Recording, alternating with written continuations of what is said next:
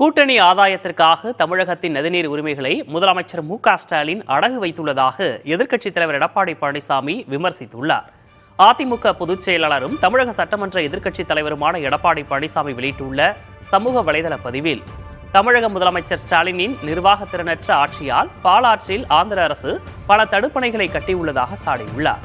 மேகதாதுவில் காவிரியின் குறுக்கே கர்நாடக அரசு அணை கட்ட முயற்சித்து வருகிறது என்று கூறியுள்ள அவர், தற்போது கேரளாவின் இடுக்கி மாவட்டத்தில் உள்ள சிலந்தி ஆற்றின் குறுக்கே தடுப்பணை கட்ட கேரள அரசு முயற்சிப்பதாக தெரிவித்துள்ளார்.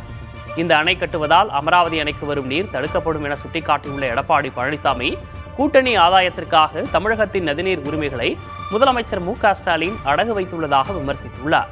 இனியாவது முதலமைச்சர் ஸ்டாலின் விழித்துக் கொண்டு தமிழக உரிமைகளை நிலைநாட்ட சட்ட ரீதியான நடவடிக்கை எடுக்க வேண்டும் என்றும் எடப்பாடி பழனிசாமி அந்த பதிவில் வலியுறுத்தியுள்ளார்.